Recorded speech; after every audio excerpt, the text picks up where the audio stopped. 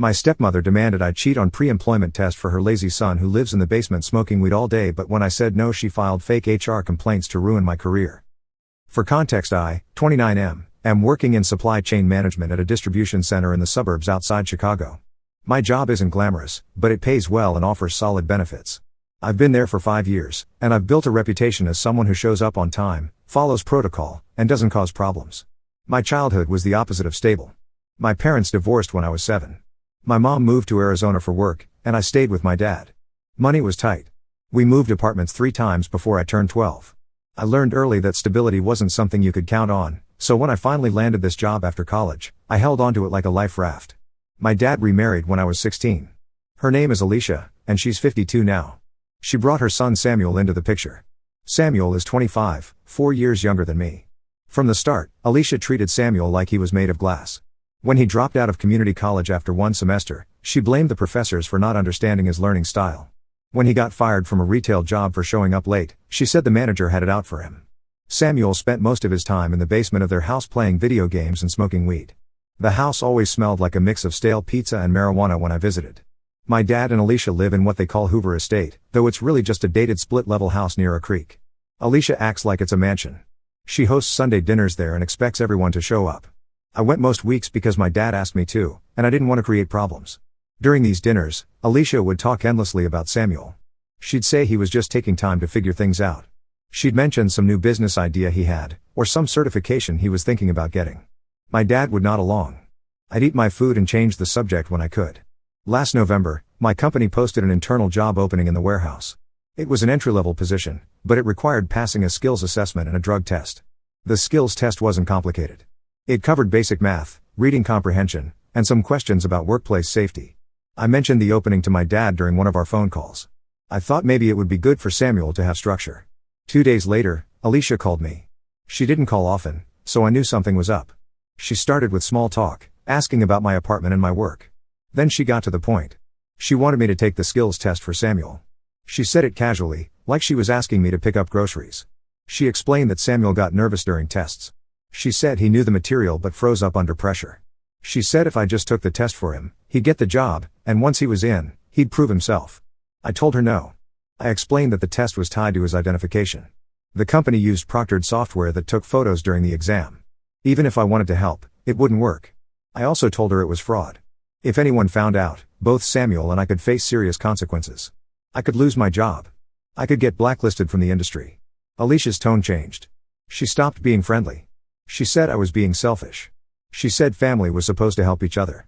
She said I had advantages that Samuel didn't, and the least I could do was level the playing field. I repeated that I wasn't going to do it. She went quiet for a few seconds, then said I'd regret not helping. She hung up. I told my dad about the call that evening. He sighed and said he'd talk to her. He said Alicia got protective sometimes, but she'd calm down. I didn't think much of it after that. Alicia had made empty threats before. Samuel took the test on his own a week later. I didn't hear anything about how it went. 10 days after Alicia's call, I got an email from HR. The subject line said mandatory meeting. My stomach dropped. I'd never been called to HR for anything.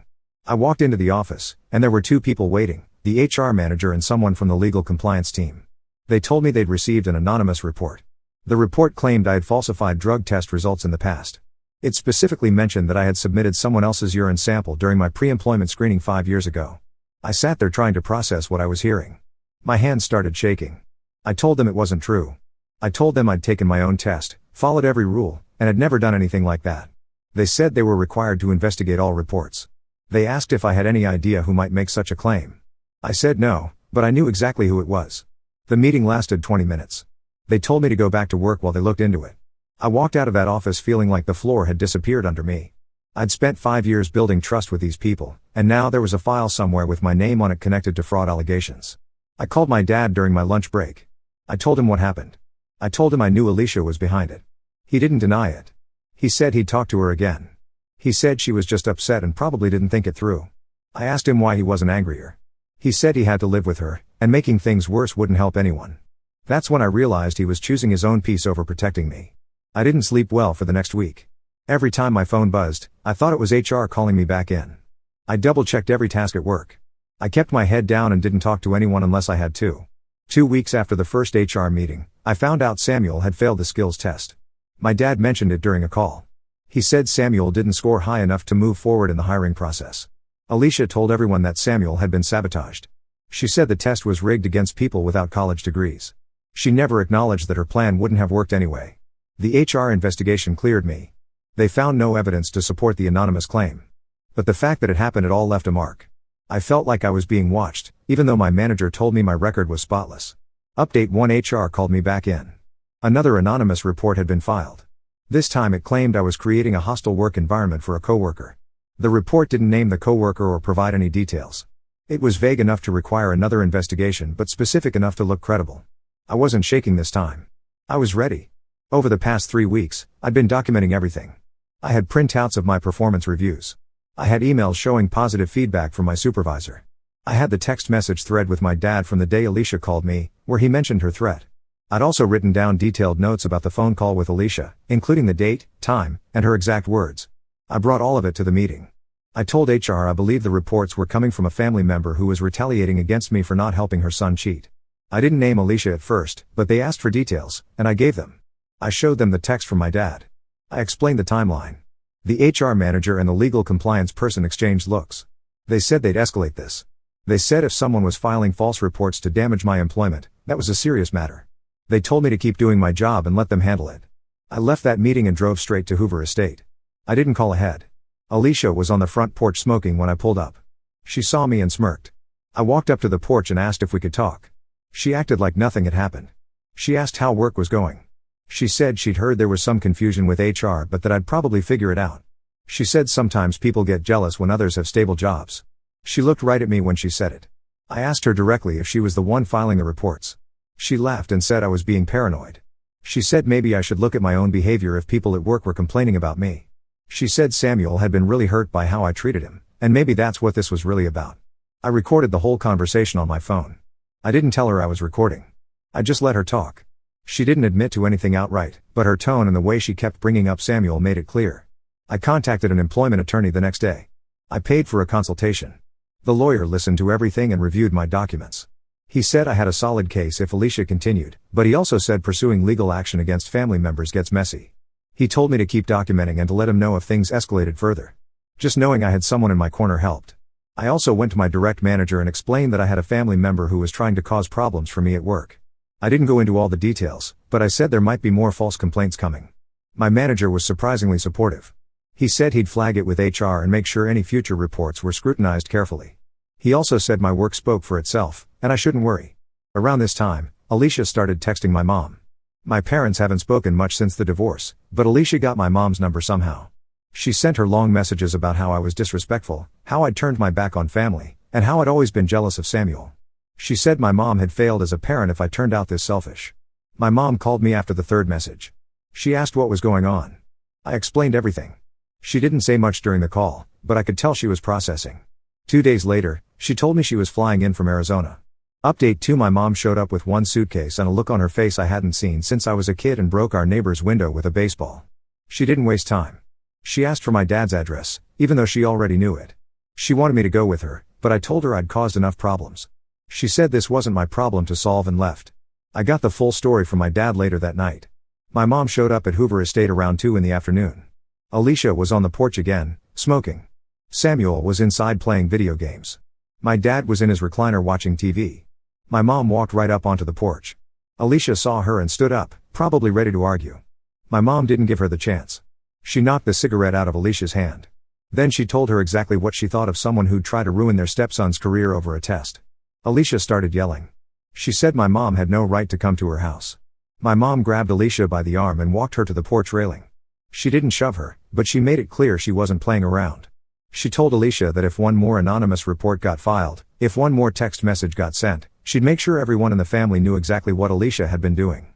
Samuel came outside to see what the noise was about. My mom turned to him and asked when he was planning to grow up. She said he was 25 years old and living in his mother's basement while she torched other people's lives to protect him. Samuel dropped his game controller and went back inside. My dad finally came out. My mom looked at him and told him he'd been spineless through the whole thing. She said he'd let his wife attack his own son because he didn't want to deal with conflict. Then she kicked him in the shin.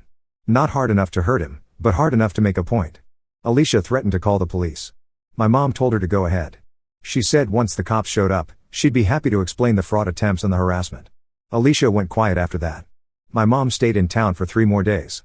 She didn't stay at my apartment. She got a hotel room. We had dinner twice.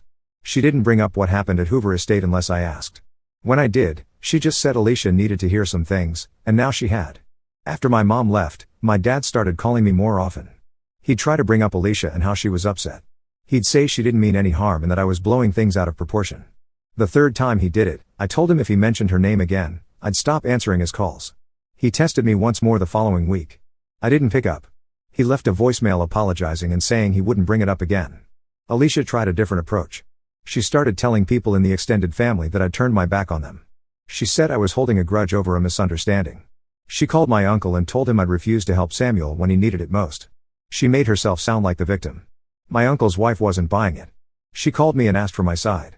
I told her everything. She said she'd suspected something was off based on how Alicia had been talking.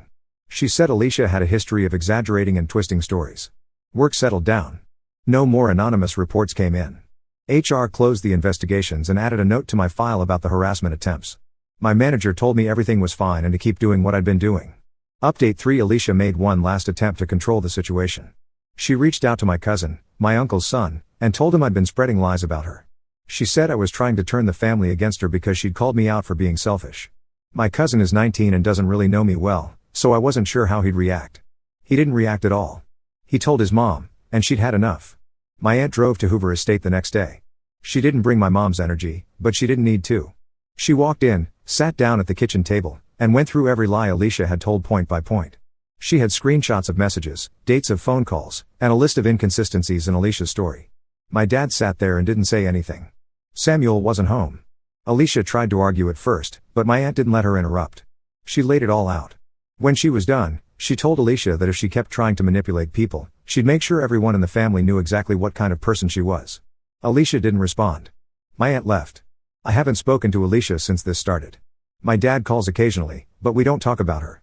He tried to visit my apartment a few weeks ago. He said he wanted to clear the air. I looked out the window and saw Alicia sitting in the car. I told him through the door that I wasn't interested in clearing anything and that he should leave. He stood there for a minute, then walked back to the car. Samuel is still living in the basement. My dad mentioned he's working part-time at a grocery store now, but I don't know if that's true. I don't ask. My job is fine. My manager pulled me aside last month and said he appreciated how I'd handled the situation. He said it took maturity to deal with that kind of personal problem without letting it affect my work. I didn't know what to say, so I just thanked him. My mom calls once a week. We don't talk about Alicia unless I bring it up. Mostly we talk about regular things. She's planning to visit again in the spring. I changed my phone number 2 weeks ago.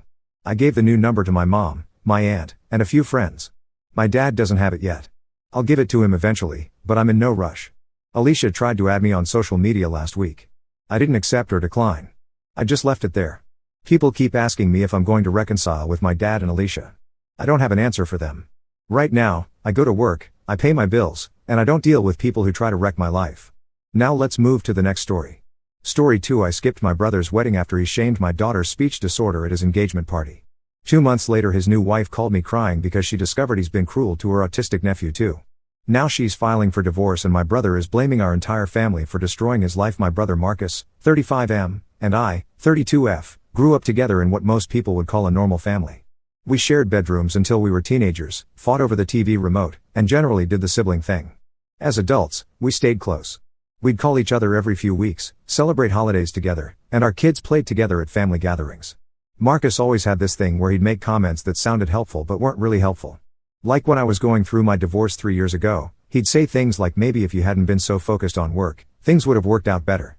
Or when I bought my house last year, he said it's nice that you found something you can actually afford. I used to think he meant well but just expressed himself poorly. My daughter Ariana, 9F, has been dealing with a stuttering issue since she was about 6. It started gradually after the divorce, which the speech therapist said was normal for kids going through family changes. Some days she speaks perfectly fine, other days certain words trip her up completely.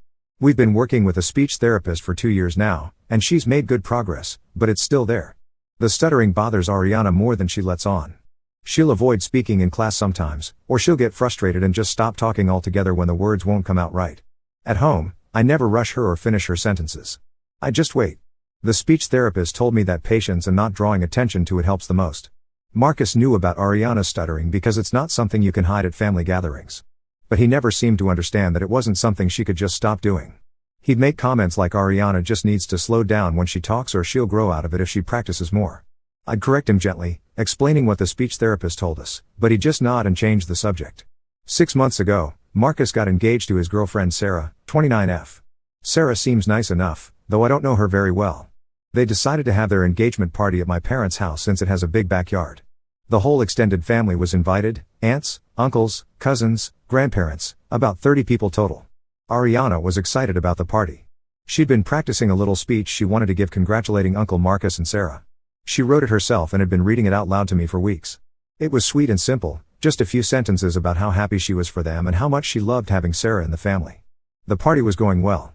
Everyone was mingling, eating, having a good time. Marcus and Sarah were making the rounds, thanking people for coming. After dinner, my dad called for everyone's attention so Marcus could make a toast. Marcus thanked everyone for coming and talked about how happy he was with Sarah. Then Ariana tugged on my sleeve and whispered that she wanted to give her speech. I asked Marcus if Ariana could say something, and he said of course. I helped Ariana stand up on a chair so everyone could see her. She started speaking, and everything was going fine for the first sentence. Then she got to the word congratulations and got stuck. She kept trying to say it, making the C sound over and over. I could see her getting frustrated, but I just smiled at her encouragingly and waited. That's when Marcus stepped in. He said, "Come on Ariana, just spit it out. Everyone's waiting." Ariana tried again, but now she was more nervous and the stutter got worse. She started the word 3 more times and couldn't get past the first sound. Marcus let out this loud sigh and said, "This is taking forever. Ariana, you need to think before you speak. Just slow down and say the word properly." The entire party went quiet. You could hear a pin drop. Ariana's face turned red. She looked down at her feet and climbed off the chair without finishing her speech. She came over to me and buried her face in my side. I could feel her shaking. I told Marcus we needed to talk, but he waved me off and said she'll be fine. Kids need to learn how to communicate properly. You can't baby her forever. That's when I lost it. I told him that Ariana has a medical condition, that she's been working with a speech therapist, and that what he just did was cruel. He said he was just trying to help her get better and that I was being too sensitive. I gathered our things and took Ariana home. She didn't say a single word the entire car ride, which is unusual for her. She went straight to her room when we got home and stayed there for the rest of the evening. The next day, I called Marcus to explain why what he did was so harmful. I told him that the speech therapist specifically said not to rush Ariana or make her feel self-conscious about her speech. I explained that public situations were already difficult for her, and what he did would probably set back her progress. Marcus said I was overreacting and that he was just trying to help Ariana learn to speak better. He said that coddling her wasn't going to solve the problem and that someone needed to push her to improve. When I tried to explain that's not how speech therapy works, he said he didn't have time to argue about parenting methods. 2 weeks later, the wedding invitation arrived in the mail. It was a beautiful invitation for a ceremony and reception at a fancy venue downtown. As I looked at it, I kept thinking about Ariana's face at the engagement party and how she hasn't wanted to speak in front of groups since then. I decided not to go to the wedding. I couldn't celebrate someone who had humiliated my daughter and refused to understand why it was wrong. I RSVP'd no and sent a gift with a card wishing them well. Marcus called me furious. He said I was trying to ruin his wedding and that I was being petty and dramatic. He said the whole family was talking about it and that I was embarrassing him. He got other family members involved, and now I'm getting calls and texts telling me I should put family first and attend the wedding. My parents are split. My mom understands why I'm upset but thinks I should go for the sake of family unity. My dad thinks I'm making too big a deal out of what happened and that Marcus didn't mean any harm. Some cousins have taken sides. A few have reached out to say they thought what Marcus did was wrong and they support my decision. Others think I'm overreacting and that Ariana will be fine. Ariana hasn't asked about the wedding, but she also hasn't volunteered to speak in front of anyone since the engagement party. Her speech therapist says setbacks like this are common but that it might take time to rebuild her confidence. Marcus sent me one more text saying that if I don't come to his wedding, he doesn't want me in his life anymore.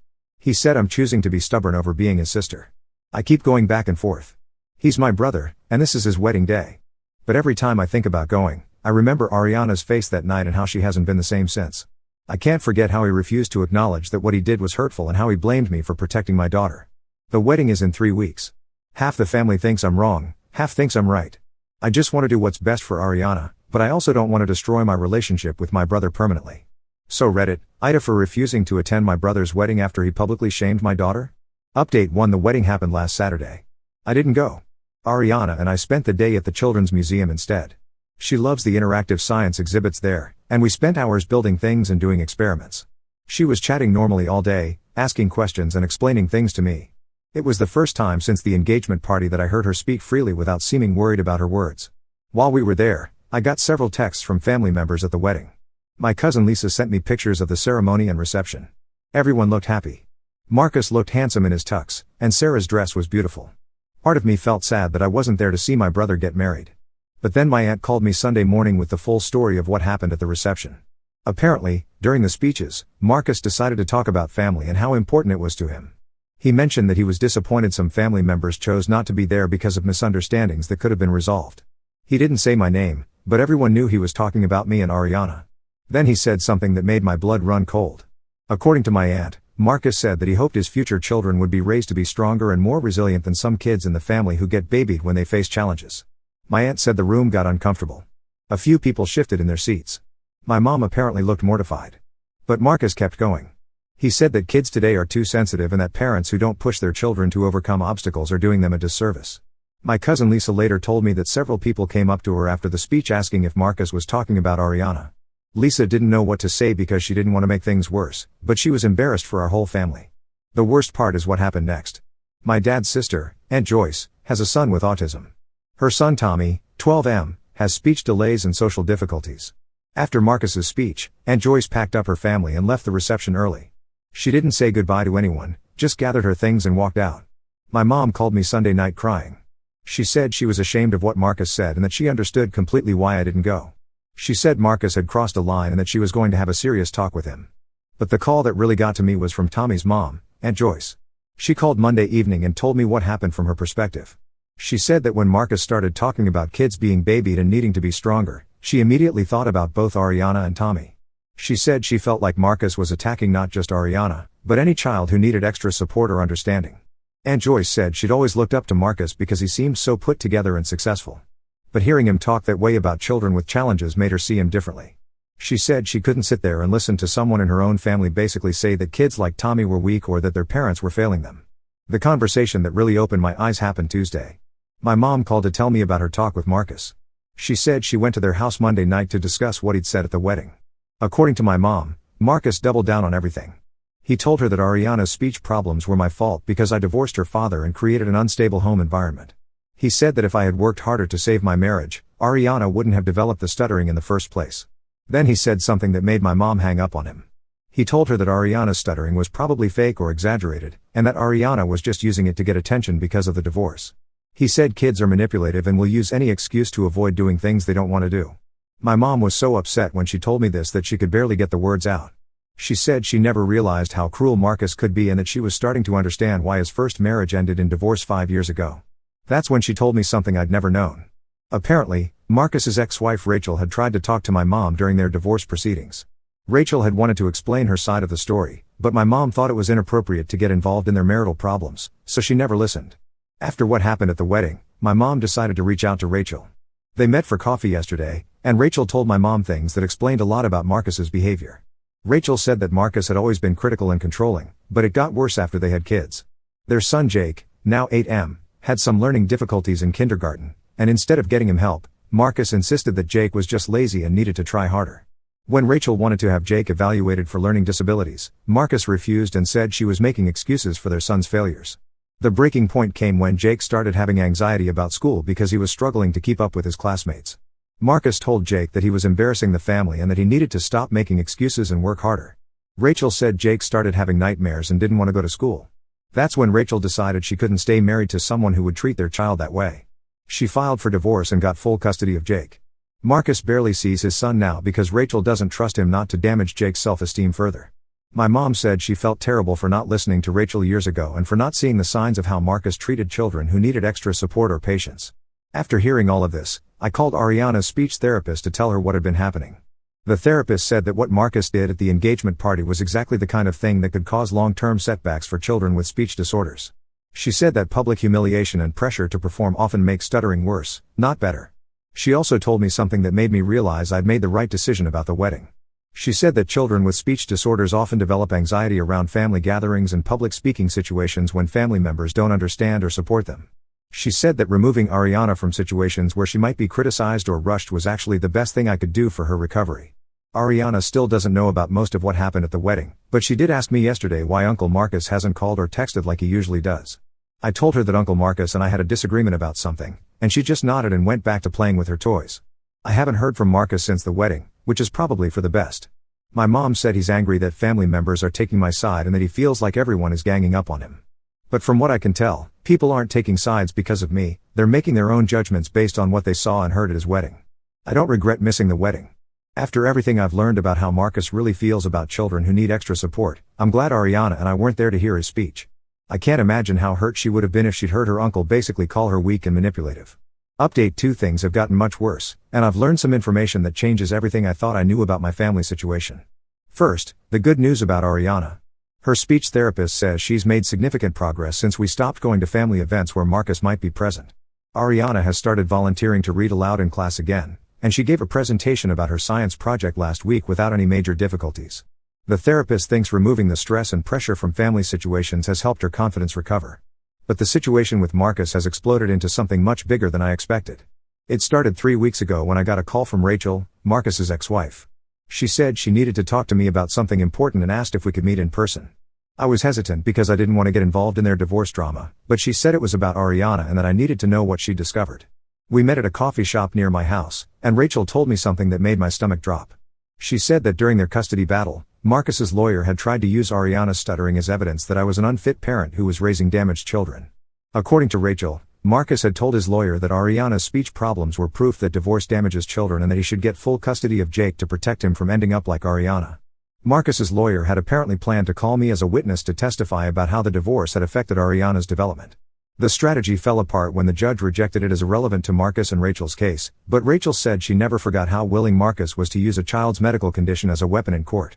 She said it was one of the final things that convinced her that Marcus didn't actually care about children's well-being, he only cared about winning and being right. Rachel apologized for not telling me sooner, but she said she thought Marcus would never be cruel enough to take his feelings out on Ariana directly. When she heard about what happened at the engagement party, she realized she'd been wrong to stay quiet. That conversation led me to call my mom and ask her some direct questions about Marcus that I'd never asked before. I wanted to know if there were other incidents with children in our family that I might have missed or forgotten. My mom was quiet for a long time, then she told me about something that happened when we were teenagers that I'd completely blocked out. When I was 15 and Marcus was 18, our cousin David, who was about 7 at the time, came to stay with us for a week while his parents dealt with a family emergency. David wet the bed a couple of times during his stay, which was normal for a young child in a stressful situation. But instead of being understanding, Marcus made David's life miserable. He called David a baby, made jokes about him in front of other family members, and even threatened to tell David's friends at school about the bedwetting when David went home. My mom said she should have put a stop to it, but she thought Marcus was just being a typical teenage boy who didn't know how to handle the situation. She said David became withdrawn and anxious during that visit, and he never wanted to come stay with us again. I don't remember this happening, which my mom thinks is because I was dealing with my own teenage problems at the time and wasn't paying attention to family dynamics. But she said she's carried guilt about it for years because she could see how much Marcus's behavior hurt David. David is grown now with kids of his own, and he rarely comes to family gatherings. When I asked my mom why, she said she thinks it's because he never forgot how Marcus treated him when he was vulnerable and needed support. This made me start thinking about other family interactions I might have overlooked. I called my cousin Lisa and asked her if she remembered Marcus being mean to younger kids when we were growing up. Lisa said she'd always thought Marcus was kind of a bully to anyone smaller or weaker than him, but she figured he'd grown out of it as an adult. Then Lisa told me something that happened at last year's family Christmas party that I'd somehow missed. Marcus's son Jake had been there with Rachel, and Jake had spilled grape juice on his shirt during dinner. According to Lisa, Marcus got angry and told Jake he was clumsy and embarrassing. Jake started crying, and Rachel immediately took him home. Lisa said she thought it was just a bad moment between a father and son, but now she was starting to see a pattern of Marcus being harsh with children who made mistakes or had problems. The final piece came when I talked to Aunt Joyce again. She told me that after the wedding, she'd spoken to several other family members about Marcus's speech and behavior. Apparently, a lot of people had stories about Marcus being cruel or dismissive to children, but everyone had kept quiet because they thought it was none of their business or they assumed it was just Marcus having bad days. Aunt Joyce said that Tommy had actually told her months ago that he didn't like Uncle Marcus because Marcus made him feel stupid. Tommy said that at family gatherings, Marcus would ask him questions about school or sports, then act impatient when Tommy took time to process an answer. Tommy said Marcus would roll his eyes or make comments about how Tommy needed to pay better attention. I was horrified that I'd missed all of these signs. Looking back, I can see that Ariana always got quiet around Marcus at family events, but I thought she was just being shy. Now I wonder if she was picking up on his impatience with her speech and trying to protect herself by staying silent. Armed with all this information, I decided to have one final conversation with Marcus. I called him last week and told him I wanted to discuss what had happened and try to understand his perspective. The conversation did not go well. Marcus immediately went on the defensive and said that everyone was ganging up on him because they were jealous of his success and his new marriage. He said that he'd always been the responsible one in the family while everyone else made excuses for their problems. When I brought up Ariana's stuttering and how his behavior at the engagement party had hurt her, he said that Ariana's problems were not his responsibility and that I needed to stop trying to make everyone else accommodate her issues.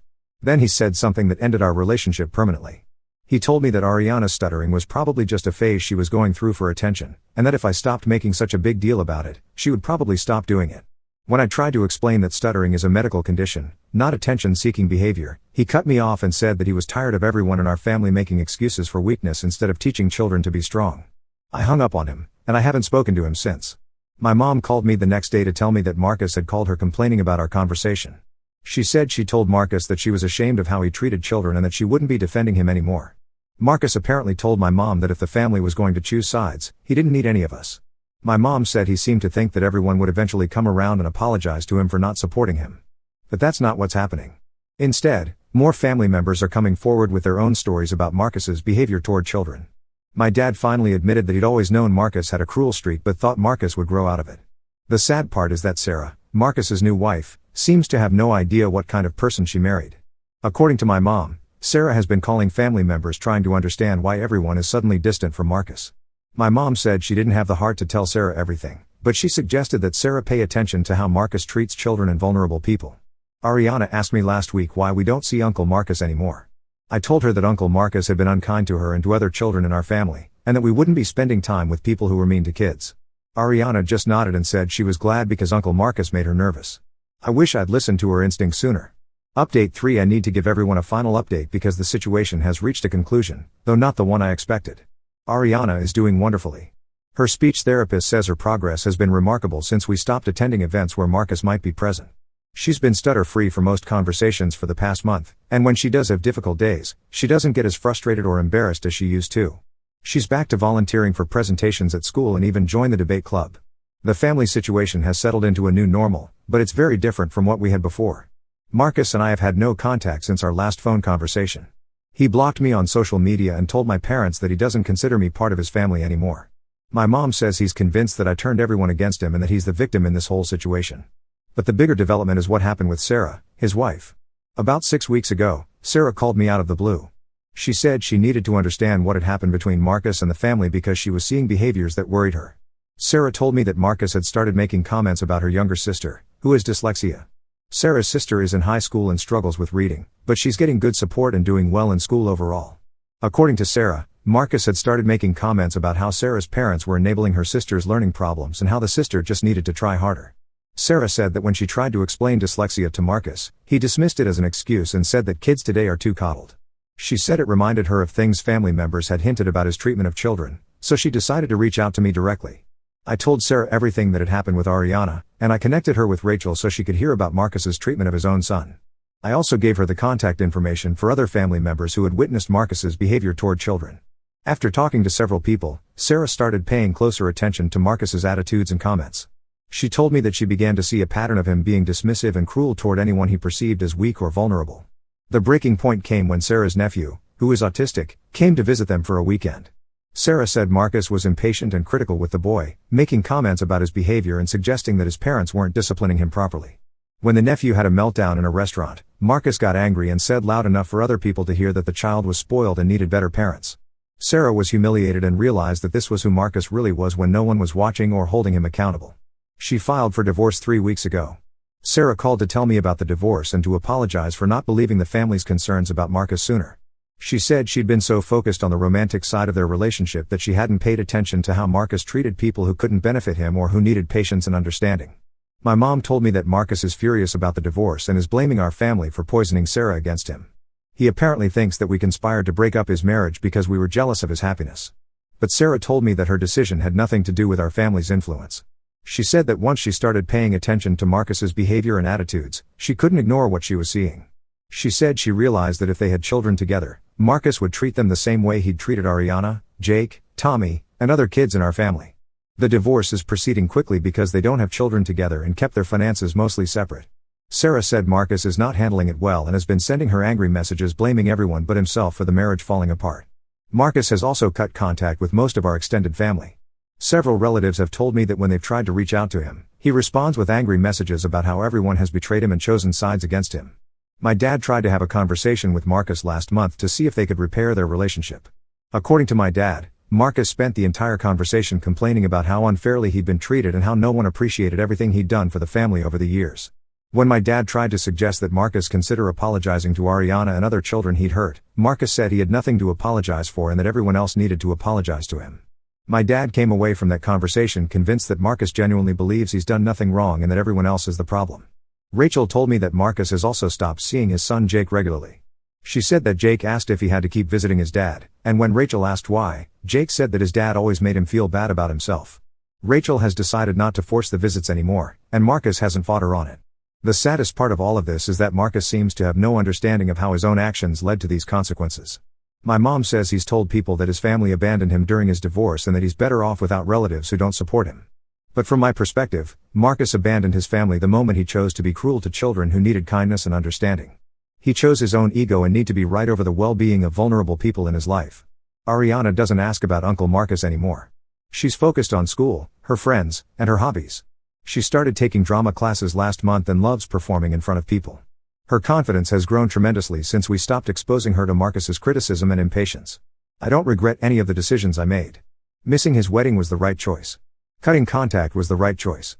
Protecting Ariana from someone who saw her medical condition as a character flaw was absolutely the right choice.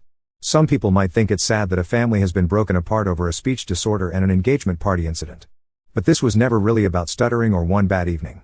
This was about whether children in our family would be safe from someone who thought vulnerability was weakness and that cruelty was an acceptable way to motivate people.